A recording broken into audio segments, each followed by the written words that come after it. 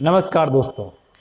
Hi students, आपका स्वागत है हमारे चैनल गुरुकुल लॉजिक में। मैं जेपी यादव आज आपके सामने लेके आया हूँ electric field due to an electric dipole at equatorial position. Equatorial position पर हम देखेंगे कि इलेक्ट्रिक फील्ड क्या होती है और वो कैसे कैलकुलेट करते हैं। जैसे कि लास्ट वीडियो में हम लोगों ने ऑलरेडी देखा हुआ है कि इलेक्ट्रिक फील्ड एक्सियल पोजीशन पे किस तरीके से कैलकुलेट की जाती है। इस वीडियो पे हम देखेंगे कि इलेक्ट्रिक फील्ड किस तरीके से इक्वेटोरियल पोजीशन पर कैलकुलेट की जाती है। तो आइए देखते हैं कि क्या है इलेक्ट्रिक डाइपोल की इक्वेटोरियल पोजीशन और उसकी वजह से जनरेट होने वाली इलेक्ट्रिक फील्ड और उसका वेक्टर कंपोजिशन के बाद फाइनल कैलकुलेशन। इसका एक डेरिवेशन पार्ट बनता है जो कि बोर्ड एग्जामिनेशन में पूछा जाता है और इसका रिजल्ट न्यूमेरिकल्स के लिए बहुत ही हेल्पफुल है। साथ में ही इसमें अप्लाइड जो एप्लीकेशन पार्ट है वो एक फिजिक्स में, इलेक्ट्रोस्टैटिक्स में, इलेक्ट्रिक फील्ड के चैप्टर्स के न्यूमेरिकल्स और क्वेश्चंस को सॉल्व करने के लिए बहुत ही हेल्पफुल है। तो आप बने रहिए हमारे साथ और देखते हैं कि किस तरीके से कैलकुलेट करते हैं हम इस इलेक्ट्रिक फील्ड को, जो कि इसकी इक्वेटोरियल पोजीशन पर है डाइपोल की। तो डाइपोल की जैसे मैं ऑलरेडी बता चुका हूं आपको, डाइपोल क्या होता है कि when two equal and opposite charges placed at a short distance, और वो शॉर्ट डिस्टेंस हम लोग जो मानते हैं वो 2l मान लेते हैं, और इक्वल डिस्टेंस सेंटर से l और l हो जाती है। अब हमें इक्वेटोरियल पोजीशन की बात करें तो वो ये कोई भी पोजीशन जो कि इसके परपेंडिकुलर डायरेक्शन पे है वो ली जा सकती है। तो आइए हम लोग बात करते हैं कि इसकी इक्वेटोरियल पोजीशन की जब हम बात कर रहे हैं तो यहाँ पर मान लेते हैं कि पॉइंट P से R डिस्टेंस पर कोई भी एक, इस जगह पर एक पॉइंट P है और ये सेंटर पे एक पॉइंट R है, और वहां से हम लोग की कैलकुलेशन करनी है कि इस इलेक्ट्रिक फील्ड को कैलकुलेट करना है, इस पॉइंट P पर कितनी इलेक्ट्रिक फील्ड होगी इस डाइपोल की वजह से। तो डाइपोल पर अगर हम देखें तो दो चार्जेस हैं हमारे डाइपोल पे और दोनों की वजह से इलेक्ट्रिक फील्ड यहाँ पर जनरेट होने वाली है। इस पर अगर मैं बात करूं कि ये अगर कैलकुलेशन की अगर हम लोग बात करते हैं तो हम लोग देखते हैं क्या कि इसको अगर हम लोग एक ट्राइंगल को इस तरीके से मिला दें तो यहाँ पर अगर कोई टेस्ट चार्ज भी रखें तो वो टेस्ट चार्ज अप्रोच करेगा इस नेगेटिव चार्ज को, और ये वाला टेस्ट चार्ज जो है अगर यहाँ पर टेस्ट चार्ज रखते हैं तो इस वाले चार्ज की वजह से इलेक्ट्रिक फील्ड बाहर की तरफ होगी क्योंकि वो टुवर्ड्स आउटवर्ड डायरेक्शन पर जाने की कोशिश करेगा। मैं इसकी अगर पॉइंट की नेमिंग कर दूं तो ये पॉइंट अगर पॉइंट A है, ये अगर पॉइंट B है, तो मैं कहता हूं कि इलेक्ट्रिक फील्ड की हम लोग बात कर लेते हैं कि इलेक्ट्रिक फील्ड माइनस चार्ज की वजह से जो इलेक्ट्रिक फील्ड होने वाली है उसकी डायरेक्शन अगर हम लोग बात करें वो डायरेक्शन इधर की तरफ होगी टुवर्ड्स माइनस चार्ज, क्योंकि अगर हम कोई टेस्ट चार्ज यहाँ रखते हैं तो वो टेस्ट चार्ज का मूवमेंट जो है ना, वो टेस्ट चार्ज का मूवमेंट किधर की तरफ होगा, टुवर्ड्स AP।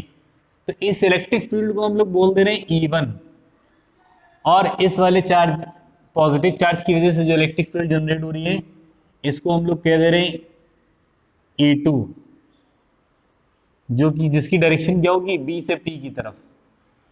तो इसकी अगर हम दोनों लोग बात कर पा रहे हैं कि भाई ये E1 और E2 की बात कर रहे हैं, तो अगर हम लोग इनको लिखना चाहें कि E1 क्या है तो मैं कहूंगा कि E1 क्या है, नेगेटिव चार्ज की वजह से प्रोड्यूस होने वाली इलेक्ट्रिक फील्ड है, और अगर मैं कहूँ कि E2 क्या है तो वो E2 क्या है, पॉजिटिव चार्ज की वजह से प्रोड्यूस होने वाली इलेक्ट्रिक फील्ड है। आइए इनकी कैलकुलेशन को लिख देते हैं, इनकी एक्सप्रेशन को लिख देते हैं कि रियल में क्या एक्सप्रेशन निकल के आ रही। तो पॉजिटिव चार्ज की वजह से अगर एक्सप्रेशन को लिखना चाहें और नेगेटिव चार्ज को लिखना चाहें तो पहले हम लोग लिखते हैं E1 की वैल्यू को। तो आइए बात करते हैं E1 की बात करते हैं। तो E1 क्या है कि जो नेगेटिव चार्ज की वजह से है जिसकी डायरेक्शन क्या है P से A की तरफ है, उसकी वैल्यू लिखेंगे तो 1/4 पाई एप्सिलॉन नॉट, चार्ज की वैल्यू लिखेंगे Q, और इनके बीच की डिस्टेंस की बात करेंगे तो भाई ये L हो गया और ये R, तो इसकी डिस्टेंस क्या हो जाएगी, under root R² plus L²। The same way इसकी भी डायरेक्शन, इसकी भी डिस्टेंस जो है ना बीपी की, वो भी under root R square plus L square हो जाएगी। तो जो भी डिस्टेंस होती है R square plus L square, उस डिस्टेंस का हम लोगों को करना होता है square for electric field calculation. ये माइनस चार्ज की वजह से पॉइंट पी पर डायरेक्शन हो जाएगी, मैग्नीट्यूड हो जाएगा। डायरेक्शन की बात करें तो वो पी से ए की तरफ होगी अलोंग पी टू ए, है ना, पी टू ए। ऐसे ही में अगर इलेक्ट्रिक फील्ड जो E2 है उसकी बारे में बात करें तो हो जाएगी 1/4 पाई एप्सिलॉन नॉट, जो रखा हुआ पॉजिटिव चार्ज है, इसी वजह से इलेक्ट्रिक फील्ड बाहर की तरफ है। तो Q अपॉन जो बीच की डिस्टेंस है उसका स्क्वायर करेंगे, तो R square plus L square, इसका भी हम लोग क्या करने जा रहे हैं, स्क्वायर। और इसकी अगर हम लोग डायरेक्शन की बात करें तो ये अलोंग क्या हो जाएगा, BP, है ना, B टू P, ऐसा भी लिख सकते हैं। तो इन दोनों की अगर हम लोग बात करें तो इसमें देखने पे पता चल रहा है कि डायरेक्शन अलग अलग है बट इनके मैग्नीट्यूड सेम है। तो मैं अगर यहाँ से एक बात लिख दूँ कि magnitude of E1 that will be equals to magnitude of E2, तो ये कोई बड़ी बात नहीं, इसको हम लोग यहाँ पर लेट कर सकते हैं कि AE है। दोनों के मैग्नीट्यूड हम लोगों ने मान लिया है कि इक्वल है और उनके मैग्नीट्यूड्स को हम लोगों ने क्या लिख दिया है, E लिख दिया है। अब अगर मैं बात करता हूं कि भाई इन दोनों को अगर देखें तो डायरेक्टली ऐड करके नेट रिजल्टेंट नहीं निकाला जा सकता है, क्योंकि यहाँ पर दोनों वेक्टर हैं और वो वेक्टर इंक्लाइंड हैं, इनके बीच में कुछ एंगल बन रहे हैं। तो आइए इनके एंगल्स को हम लोग थोड़ा सा सेपरेट करके अलग देख लेते हैं और उसको डिकम्पोज करके अच्छे से समझ लेते हैं कि ये पॉइंट अगर P है और इस पॉइंट P पर पहले तो मैं यही दिखा देता हूँ आपको कि यहाँ से अगर मैं ए बी के पैरेलल लाइन अगर खींचता हूँ इस तरीके से, तो पैरेलल लाइन होने की वजह से जितना एंगल ये होगा उतना ही एंगल ये होगा, ठीक है। साथ में दोनों वैल्यू इक्वल हैं तो दोनों के बीच में बनने वाले एंगल्स जो है इक्वल होंगे, इनके मैग्नीट्यूड इक्वल हैं क्योंकि। तो अगर मैं बात करता हूँ कि इस तरीके का सिनारियो बन रहा है, तो इस पॉइंट P पर जो है एक तो वैल्यू लगी हुई है तुम्हारी E2 की, वो इधर की डायरेक्शन पे है, और लगी है जो वैल्यू E1 की, उसकी डायरेक्शन देख रहे हैं किधर है, वो डाउनवर्ड डायरेक्शन पे है। दोनों के बीच में जो एंगल है, इधर का ये एंगल थीटा और ये भी एंगल थीटा है। हमने करना क्या है कि इसको वर्टिकल और हॉरिजॉन्टल कंपोनेंट में ब्रेक करके इस पॉइंट P पर नेट इलेक्ट्रिक फील्ड की कैलकुलेशन करनी है।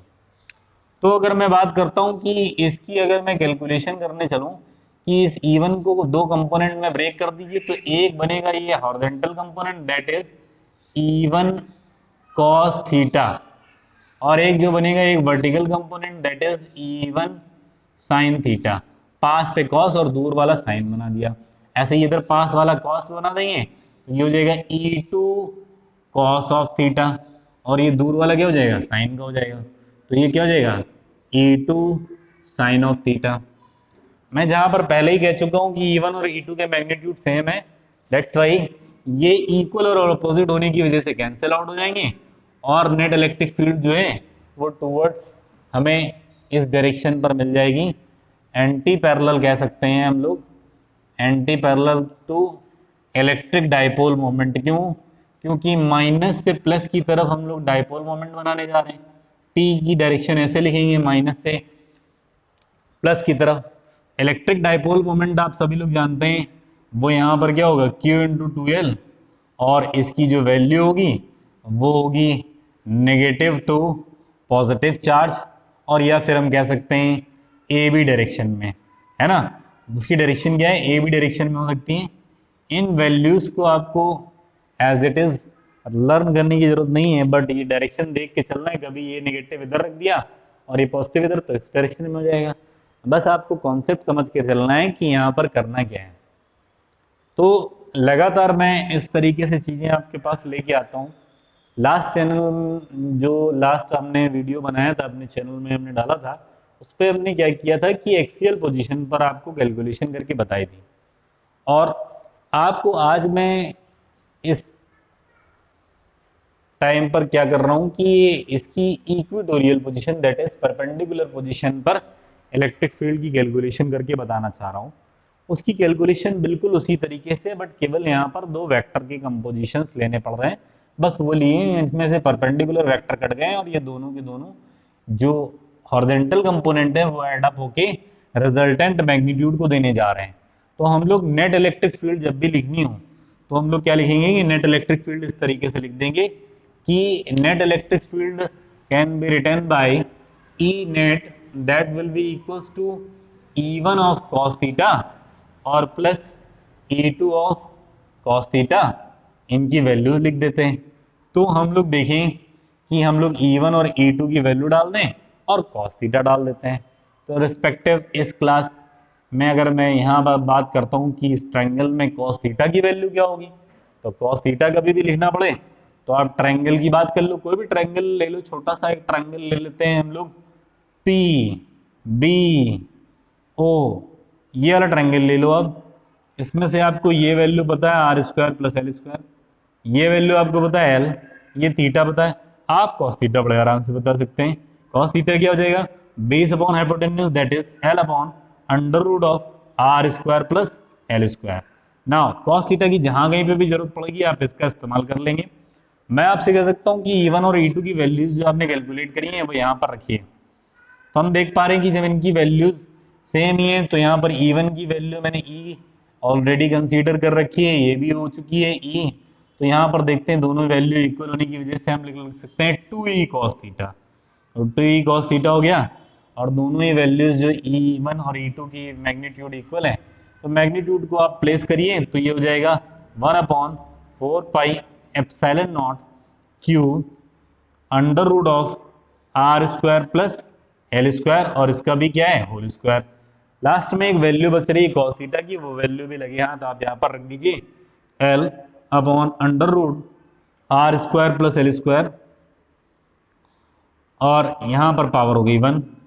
अगर मैं कहता हूँ कि इसको भाई इसको थोड़ा सा शॉर्ट कर लीजिए, थोड़ा सा कैलकुलेट करके और इजी कर लीजिए, तो यहाँ से आपको पता चलेगा क्या कि हम इसकी कैलकुलेशंस को यहाँ पर करने जा रहे हैं और देखते हैं कि यहाँ पर हम लोग क्या चीज़ें लिख सकते हैं।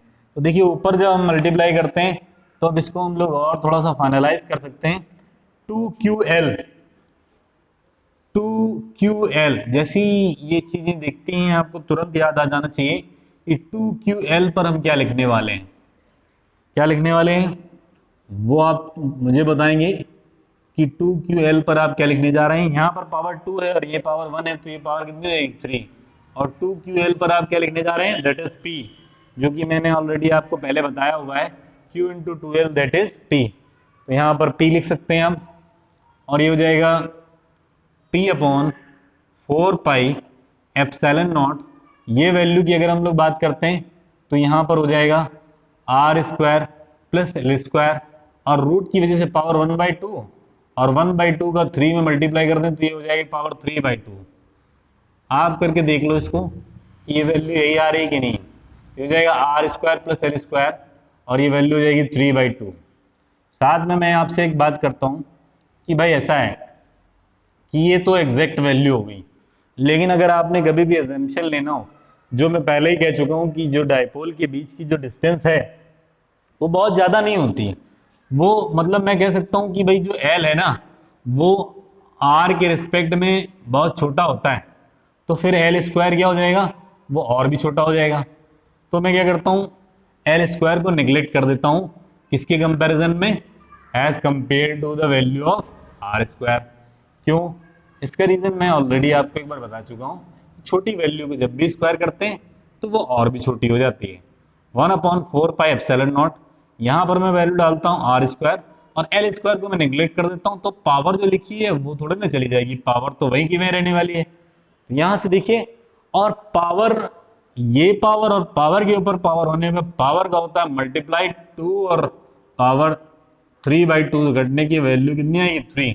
आप यहाँ पे प्लेस करिए, आपके सामने रिजल्ट आने वाला है 4 एप्सिलॉन नॉट आर क्यूब। ये वैल्यू आ जाएगी, ई नेट की वैल्यू जो आने वाली है वो आ जाएगी E is equal to P/4 epsilon naught R cube.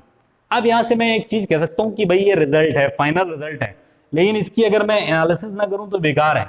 Electric field की डायरेक्शन जो फाइनल निकल के आई है वो आपको बताऊं मैं, इधर की तरफ निकल के आई है E net, that will be just opposite to the direction of electric dipole moment. Electric dipole moment की एंटी पैरेलल होगी।